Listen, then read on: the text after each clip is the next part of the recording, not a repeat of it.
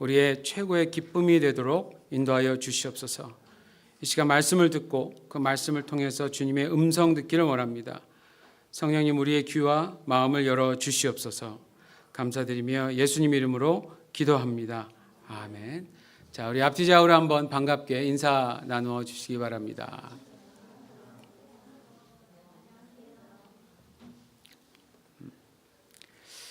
자, 오늘은 사도행전 5장 이제 마지막 부분입니다. 마지막 부분 제목은 그 이름을 위하여 능욕받는 일이라는 제목으로 말씀을 증거하겠습니다.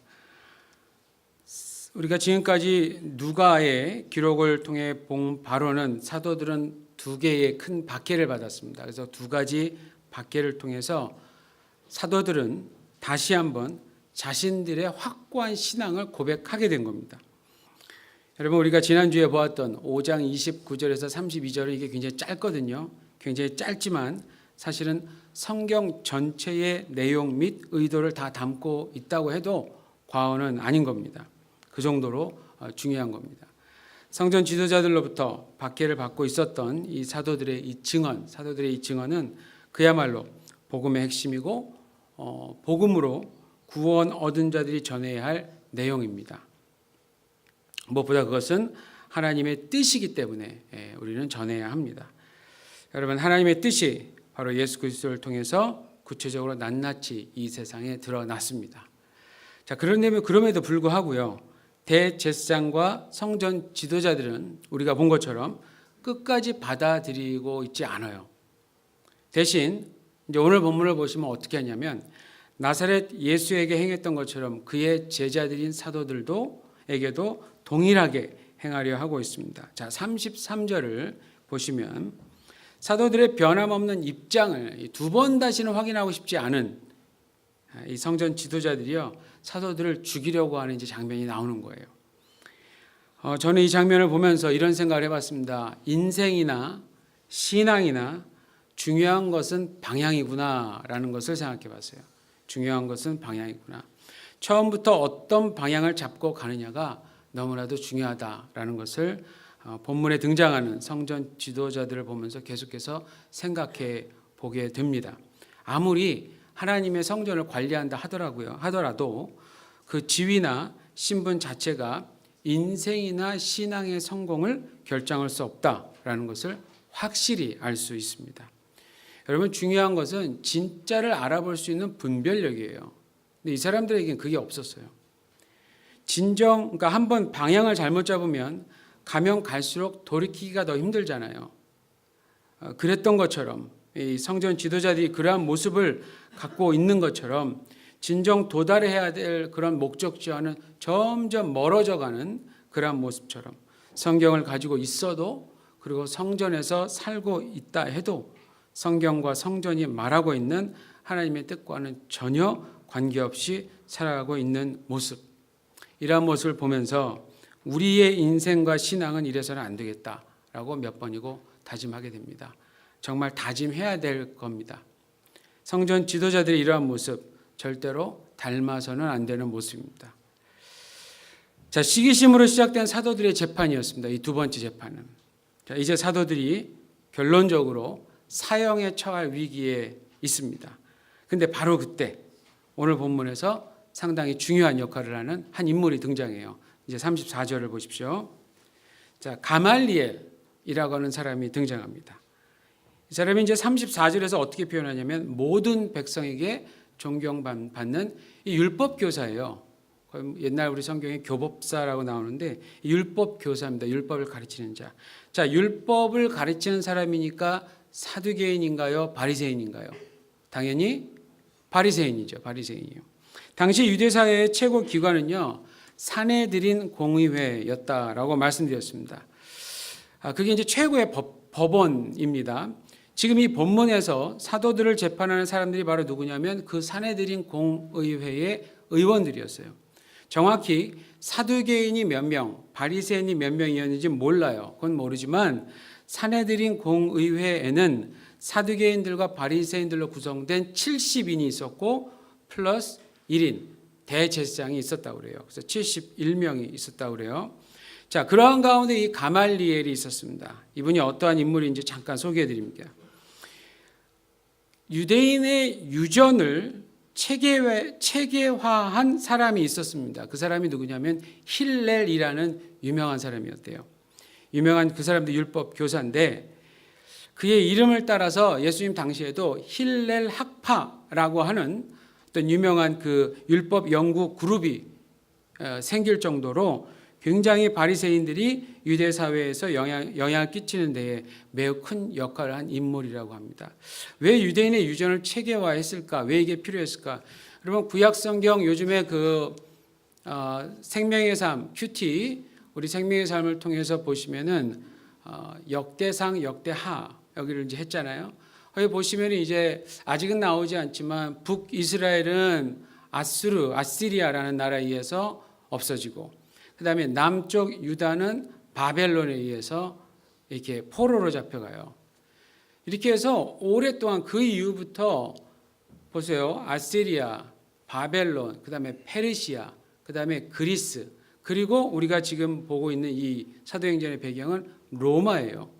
그러니까 5개의 강대국에 계속해서 포로도 되고 식민지도 되고 이렇게 되는 겁니다. 자, 그러면 뭐가 문제가 될까요? 정체성이 아무래도 민족 정체성이 문제가 될 거 아니에요. 그래서 이제 그 강대국들이 들어오면은 항상 그 나라에 여러 가지를 흔들어 놓습니다. 뺏기도 하고. 그리고 가장 많이 공격하는 것 중에 하나는 민족적 정체성을 말살하려는 것들이죠. 옛날 똑같았어요, 지금. 근데 그러한 가운데서도 사실 로마는 각 나라의 정체성들을 인정을 해줬다고 그래요. 그래서 온화한 그런 정책을 폈는데 그럴 때 어떤 학자들이 등장을 해서 유대인들의 전통, 구약 성경을 통한 지켜왔던 그 유전 일들, 유전이나 전통, 관습 이런 것들, 절기 이런 것들을 다시 한번 정확하게 재정립을 하는 이런 시도들이 있었다고 합니다. 그때 유명한 사람 중에 한 명이 누구냐면 힐렐이라는 사람인 거예요. 이 사람의 손자가 누구냐면 가말리엘이에요. 이 사람의 손자. 그러니까 굉장히 가문의 사람입니다. 그렇기 때문에 당연히 가말리엘 하면 율법에 대해서는 어려서부터 수준 높은 교육을 받았겠죠. 당연히 그랬을 겁니다. 그래서 가말리엘은 지금 이 산헤드린에서 어떤 역할을 주로 했냐면 산헤드린 공의회에서 율법 문제와 관련해서는 고문격으로 있었다고 그래요. 이렇게 나이가 들어서는. 그 다음에 한때는 산헤드린 공의회의 의장직도 맡았었다고 합니다. 굉장히 파워가 있는 사람이죠. 그 다음에 무엇보다 우리가 신약 성경을 통해서 알고 있는, 우리도 알고 있는 한 가지 사실이 있어요. 곧 있으면 사도행전에 등장하는 바울, 사도 바울의 스승이었습니다. 이 사람이. 그렇게 다 연결되는 겁니다. 자, 이렇게 유명하고 영향이 있는 자, 이 사람이 갑자기 사도들이 재판을 받고 사형을 받을 위기에 처한 그때에 갑자기 재판장에서 일어나는 거예요. 일어나서 사도들은 잠시 밖에 나가 있게 하고 그 다음에 그곳에 산헤드린 최고 법원에 있는 그런 의원들에게 자기의 의견을 이제 얘기하는 장면이 시작되는 겁니다. 그래서 35절을 보시면 우선은 격분된 회장 분위기를 잠시 가라앉히고 그 다음에 36절과 37절에서 그 당시 유대인들이라면 누구나 알 정도로 유명한 2명의 선동가들에 대해서 언급하기 시작합니다. 36절을 보시면 드다라는 인물이 등장을 해요. 이 사람의 특징은 뭐였냐면 자신을 특별한 사람으로 선전한 겁니다. 그래서 약 400명이나 되는 많은 사람들을 선동했던 그 일을 얘기하는 거고요. 37절은 갈릴리의 유다. 우리가 또 어떤 유다를 알고 있죠? 가롯 유다. 그러니까 이름이 비슷한 사람이 많으니까 구분하기 위해서 항상 앞에 붙이는 거예요. 근데 여긴 어떤 유다냐? 이 사람은 반란을 일으킨 사람이에요. 근데 실질적으로 이 갈릴리 유다의 반란이 드다의 반란보다 컸다고 그래요. 왜 그랬냐면 이 갈릴리 유다가 일으킨 반란은 거기 지금 인구조사가 나와요. 그러니까 로마 정부가 세금과 관련한 인구조사를 했기 때문에 그렇습니다. 여기 이제 호적이란 말이 나오는데 호적한다, 그러니까 인구조사를 한다라고 할 때는 세금과 관련이 있는 거예요. 그렇게 이해하시면 됩니다. 세금을 더 잘 관리하고 더 내게 하기 위해서 인구를 정확히 점검을 하는 겁니다. 그런데 왜 그럼 거기에 당연한 거를 반란을 일으켰느냐? 유대인들이 일반적으로 세금을 하나님, 여호와 하나님께만 드리는 것, 여러분 구약 성경에서 예를 들어서 11조는 그들의 세금과 같은 거였습니다. 예를 들자면. 그렇기 때문에 세금 역시 하나님께 드리는 것으로 늘 인식이 되었던 사람들이요. 그런데 어느 날 로마 황제에게 그것을 드린다고 생각하니까 이게 어떤 사람들은 탐탁지 않은 거예요. 거기다가 로마가 한 십몇 년에 한 번씩 자꾸 호족 인구조사를 하니까 이게 더 참을 수가 없는 거예요. 그래서 갈릴리의 유다라는 사람이 많은 사람을 데리고 로마 정부에 대항을 한 겁니다. 자, 어찌 됐든지 간에 이 두 사람을 언급하는데 이 두 사람의 특징이 뭐냐? 로마 정부에 의해서 다 죽게 된 겁니다. 그리고 그들을 따르던 사람들도 자연스럽게 흩어지게 됐어요. 자, 그렇다면 가말리엘이 왜 이러한 과거의 사건을 다시 언급했을까?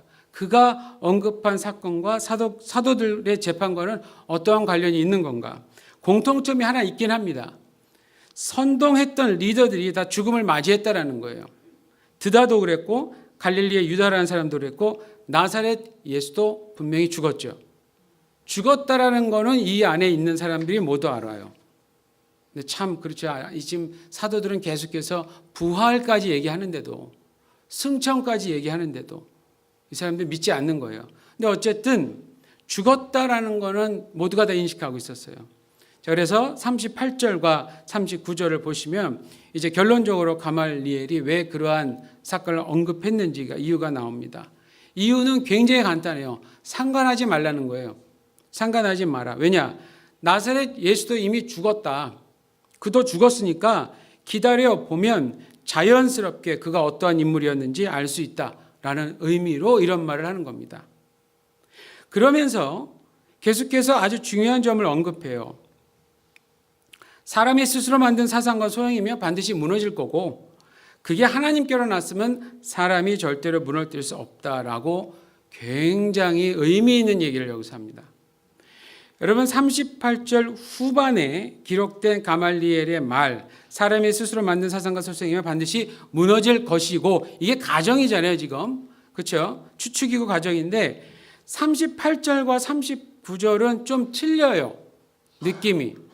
38절에서 무너진다라고 할 때의 고대 그리스어의 어법으로 보면 이게 무너질 수도 있고 무너지지 않을 수도 있다라는 불확실한 가정을 얘기하는 거래요.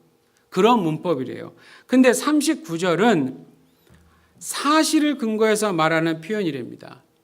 하나님이 등장하니까. 그렇죠? 어느 누구도 무너뜨릴 수 없다라고 하는 아주 강한 표현을 합니다. 그러니까 섣불리 속단하지 마라, 이거를 지금 가말리엘이 잘 얘기해 주고 있어요. 지극히 옳은 말을 한 겁니다. 사실은 역시 최고의 율법 교사답게 상황을 잘 해석하고 논리적으로도 설득력 있게 회의를 잘 이끌어가는 아주 노련한 분이에요. 근데 그렇다고 해서 그가 지금 우리 사도들을 옹호했다든지 아니면 사도들이 전하고 있던 내용을 믿고 있다든지라고는 그건 볼 수가 없어요. 왜냐하면 아직 그렇게까지 생각할 근거는 성경에서 나와 있지 않으니까. 어찌됐든 간에 40절을 보십시오. 40절을 보면 결론적으로 재판장에 있던 그곳에 있던 모든 사람들이 다 가말리엘의 의견에 동의를 합니다. 그래서 일단은 우리 사도들이 죽음은 피하게 된 거예요. 그 다음을 보십시오. 근데 성전 지도자들이 그래도 분이 풀리지 않은 거예요. 분이 풀리지 않아서 죽이진 않았는데 사실은 죽음에 가까울 정도로 심한 매질을 한 겁니다. 이게 40절에 보면 채찍질 있죠. 채찍질. 그렇죠? 이 매를 때렸다라는 건 뭐냐면, 유대인들이 매를 때렸다는 얘기는 뭐냐면 40에 하나 모자라는, 40에서 1 빼면 몇이죠? 39대예요. 40대 맞으나 39대 맞으나. 맞아보신 분은 알죠. 어느 정도 맞다 보면은 그냥 감각도 잃고, 예, 그렇게 되잖아요. 저 어렸을 때만 해도 학교에서 선생님들이 매를 많이 때렸어요. 지금은 때릴 수 없지만. 사실 뭐 39대나 40대나 그렇게 차이는 없다라고 봅니다. 그런데 40을 넘으면 안 돼요. 그러니까 40을 넘으면은 안 될까봐 39로 제한을 시키는 거예요. 근데 이게 신명기 25장 1절에서 3절에 보면 태형법이 있습니다. 실제로 율법에도. 거기서도 뭐라고 나오냐면 만약에 매질을 해야 될 벌을 받으면 매질을 하되 40을 넘으면 안 되는 거예요. 40을. 절대로 넘으면 안 되는 명령이 있기 때문에 그걸 절대로 못 넘기게 하기 위해서 39로 딱 정해 놓은 겁니다. 이게 그 당시 유대인들의 하나의 규칙이었어요. 근데 중요한 건 뭐냐면 때로는 이 매를 맞다가 사망하는 사람들이 있었답니다. 여러분 그 패션 오브 더 크라이스트라는 영화에서 예수님 채찍 맞는 장면 보셨어요? 예, 정확한 거는 모르겠지만 뭐 과거 역사의 유물, 유적 같은 것을 어떤 다 정확한 건 아니잖아요. 하지만 이 매를 맞을 때는 우리나라 곤장은 여러분 아시죠? 곤장 때리는 건 보셨죠? 예, 그런 매가 아니래요. 보통은 채찍질이랍니다. 그래서 채찍의 종류도 많대요. 예, 여러 종류가 있다고 그럽니다. 끝에 뭐 쇳덩어리를 달아놓은 것도 있고 이렇게 갈고리처럼 이런 것도 갈아놓은 것도 있고 그냥 채찍도 아닌가 봐요. 그럼 지금 생각해 보세요. 죽이지는 않았는데 사실은 이거는 지금 죽을 수도 있었던 심한 형벌을 받은 거예요. 잠깐 지나갔지만 지금 굉장히 심한 매를 고문을 당한 거예요. 그야말로 시기심으로 시작된 성전 지도자들의 광분을 그대로 드러낸 처벌이었다고 말할 수 있는 겁니다. 그런데요, 그 정도 따끔하게 혼이 났으면 그만둘 법 하잖아요. 41절을 보십시오. 41절. 원래 그 헬라어로 보면은 이 41절 앞에는 한편 혹은 그래서 이런 얘기가 나온답니다. 그런 연결어가 나오는데 이거는 새로운 진술을 시작한다든지 결론 부분에서 사용하는 용어라고 그래요. 자, 그렇다면 누가가 지금까지 사도들이 경험했던 두 번의 박해에 관한 최종적인 결론을 우리들에게 말해 주려고 하고 있습니다. 41절을 보면 사도들은 우선 죽을 만큼 매를 맞고도 기뻐했다는 사실을 누가가 그것을 놓치지 않고 기록해 준 겁니다. 여러분 41절에 보시면요. 능욕받는 일에 합당한 자로 여기심을 기뻐하면서 라고 나오잖아요. 이거를 직역을 하면은 모욕을 당하는 것을 가치 있게 생각하다라는 의미래요. 가치 있게 생각하다. 여러분 이 구절에서 어떤 구절이 생각나십니까? 여러 구절들이 있을 수 있겠지만 대표적으로 마태복음 5장 10절에서 12절 아닐까요? 제가 읽어드릴게요. 예수님이 이런 말씀하셨어요. 의를 위하여 박해를 받는 자는 복이 있나니 천국이 그들의 것임이라. 나로 말미암아 너희를 욕하고 박해하고 거짓으로 너희를 거슬러 모든 악한 말을 할 때에는 너희에게 복이 있나니 기뻐하고 즐거워하라. 하늘에서 너희의 상이 큼이라. 너희 전에 있던 선지자들도 이같이 박해하느니라. 지금 이 예수님의 말씀을 사도들이 그대로 경험한 거 아닌가요? 그대로. 여러분 한번 상상해 보십시오. 이번에는 베드로 혹은 요한만 매를 맞은 게 아니에요. 이번에 사도들 전원이 다 같이 맞은 겁니다. 얼마나 아팠을까요? 얼마나. 그런데 매를 맞으면 맞을수록 이 사도들이 무엇이 떠올랐을까? 아마도 조금 전 마태복음에 예수님의 말씀이 떠오르지 않았을까요? 아무래도 같이 들었으니까.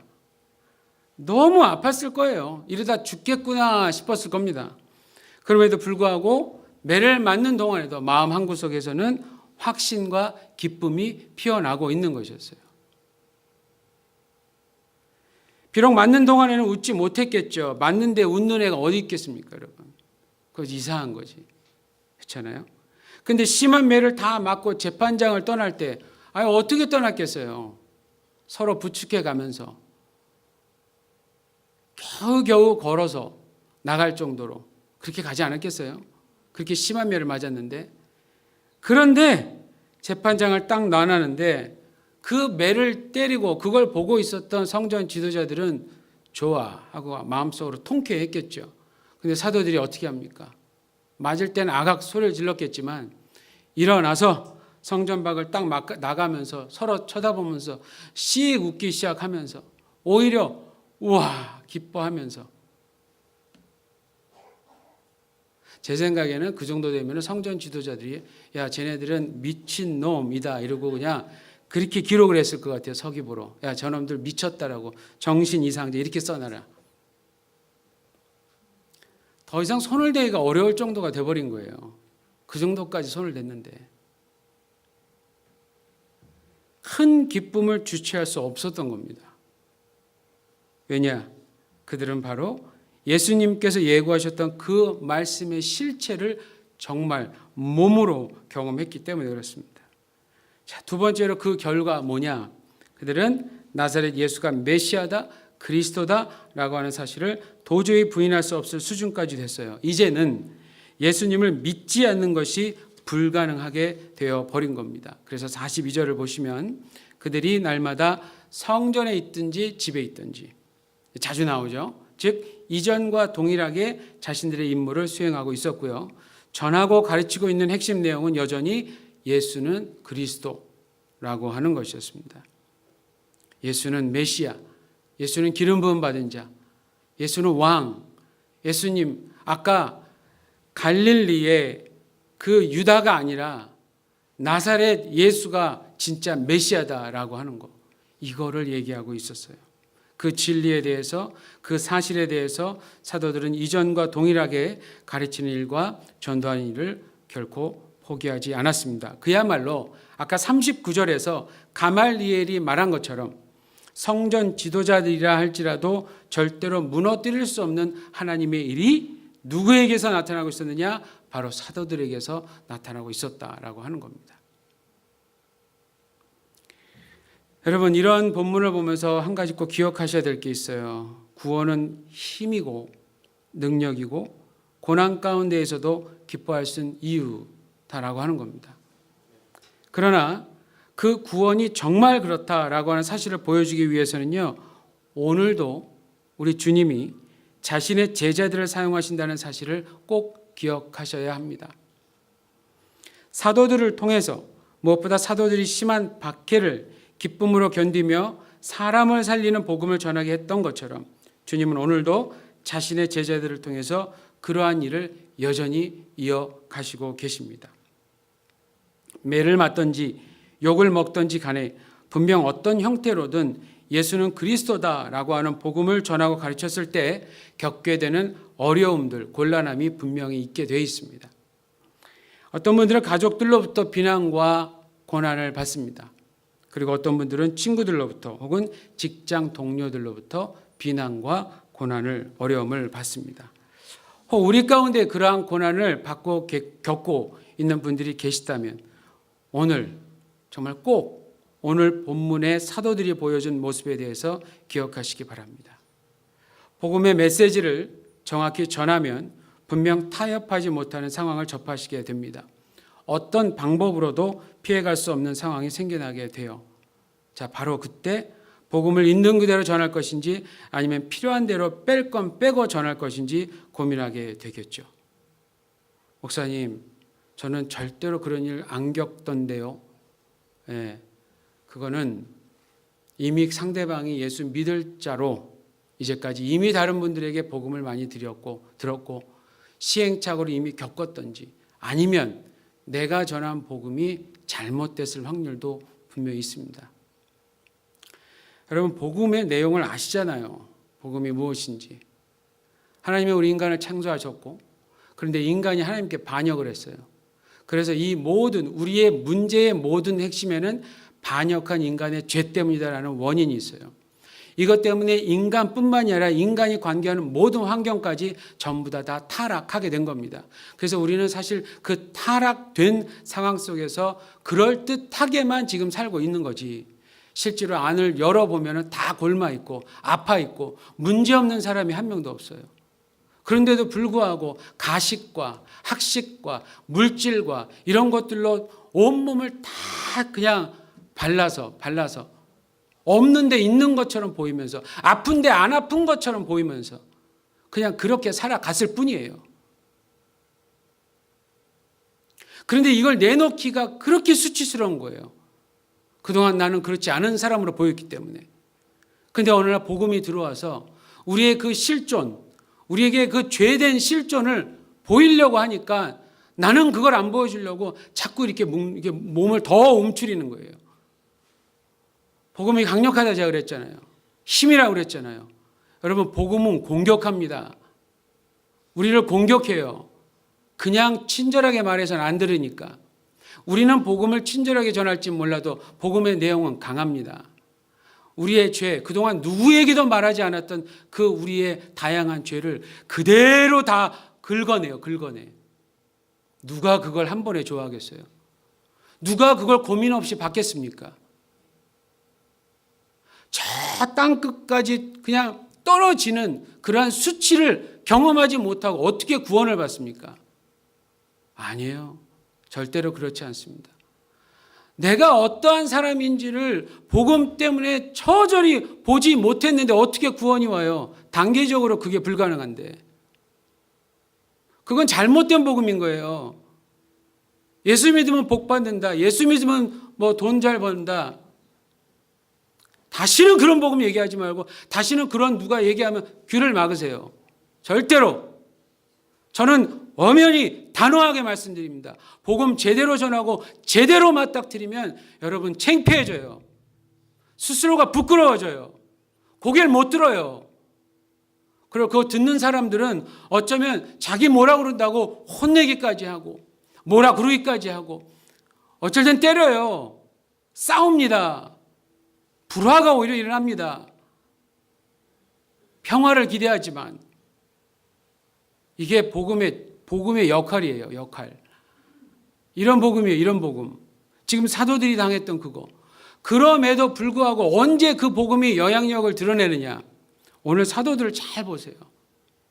그런 고난을 받고도 그런 능욕을 받고도 그런 욕을 먹고도 당당하게 그대로 일어날 때 그냥 기뻐할 때 하나님 앞에 감사했을 때 많은 사람들이 저거 미친 거 아니야 라고 얘기했을 때 희한한 데서 전혀 예측하지 못한 데서 복음의 영향력이 나오는 겁니다.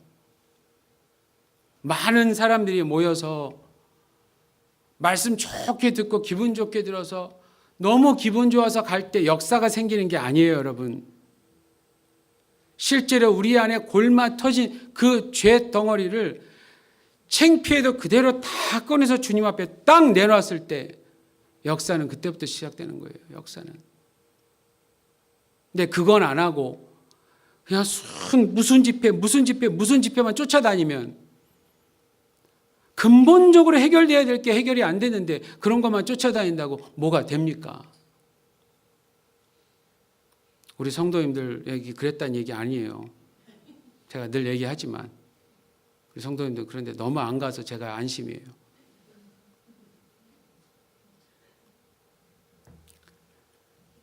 여러분 복음 그대로 전하면 제가 장담하는데 정말 그대로 전하면 분명 어떤 형태로든지 어려움 겪게 되어 있어요.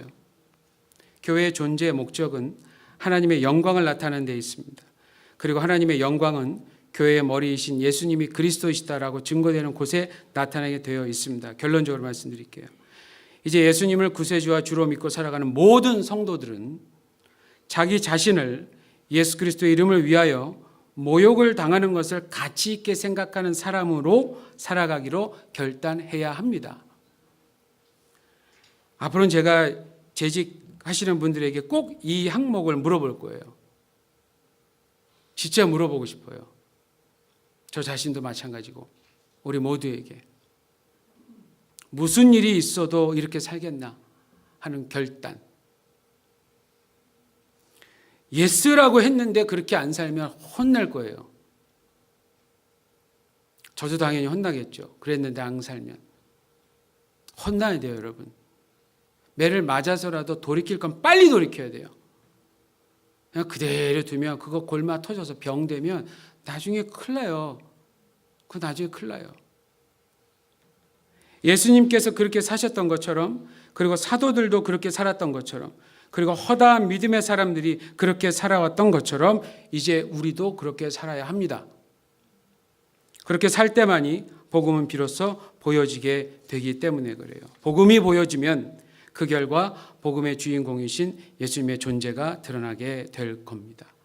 확실히 복음은 단순히 말로만 전해지지는 않습니다. 복음은 복음의 내용에 걸맞는 삶의 모습이 함께 어우러질 때 진정한 힘과 영향력 그리고 가치를 발휘하게 됩니다. 아멘이십니까? 그래서 전 안전해요. 이렇게 얘기하시면 안 돼요. 실제로 이렇게 얘기하시는 분이 있어서 제가 지금 말씀드리는 거예요. 정말 제가 황당한 답변을 들었고 반응을 들어서 정말 제가 놀랐어요. 지금 제가 그러라는 얘기가 아니잖아요. 우리 모두가 성경에서 이렇게 사는 게 예수 제자로 사는 일이라면 우리도 그렇게 살아보자라는 거예요. 아니, 선택이 아니에요. 이렇게 살아야 한다라는 거예요. 못하니까 지적질하자고 하는 게 아니라 못하면 또 일어나서 하도록 서로 도와주고, 아까 사도들이 맞고 나와서 서로 부축하면서 갔던 그림이 당연한 것처럼 우리도 이렇게 살려고 할 때 엎어지고 넘어지면 그거 가서 밟지 말고 일으켜 세워서라도 같이 갈 수 있도록, 이게 교회 아닙니까, 여러분? 이게 교회 아닌가요? 난 우리 동경 시부야 복음교회가, 여러분 다음 주면 우리 교회 35살 돼요. 35살. 예수님 30살에 사역 시작하셔서 우린 그보다 훨씬 더 갔어요. 앞으로 어떤 교회 되실 겁니까? 앞으로 더 어려워지는 이 세상에서, 이 상황 가운데서 어떤 교회로 주님 맞이하실 겁니까? 하나밖에 없어요. 강한 교회 되어야 됩니다. 강한 교회 되기 위해선 순수한 복음을 전하고 고난에 맞설 수 있는 사람들로 단련이 되면 되는 겁니다. 오늘 본문의 사도들이 바로 그 점을 우리들에게 아주 잘 보여주고 있었습니다. 기도하겠습니다. 사랑해 주님, 오늘도 말씀을 통해 우리 모두가 다시 한번 인식해야 할 내용을 가르쳐 주셔서 감사드립니다. 하나님 나라의 일은 하나님의 통치와 예수 그리스도의 사역, 성령님의 역사, 그리고 성도들의 헌신이 있어야만 제대로 확장될 수 있다는 사실을 깨달았습니다. 그 헌신 가운데 고난은 필연적으로 경험하게 될 수 있다는 것도 다시 한번 깨닫게 되었습니다. 예수님도 그렇게 사셨고 사도들도 그렇게 사셨는데 우리는 너무 편한 것을 추구하지 않았었는가, 다시 한번 우리 자신들 점검하며 제대로 신앙의 방향을 잡기 원합니다. 필요하시다면 우리에게 고난을 허락하실 줄 믿습니다. 그 고난이 사람 살리는 구원과 관련된 것이라면 피하지 않겠습니다. 오늘 본문의 사도들처럼 당당히, 그리고 무엇보다 진심으로 기뻐하면서 예수님을 위해 모욕을 당하는 것을 최고의 가치로 여기면서 살겠습니다. 성령님, 우리 모두가 그러한 의미 있는 인생을 살도록 도와주시옵소서. 감사드리며 예수님 이름으로 기도하옵나이다. 아멘.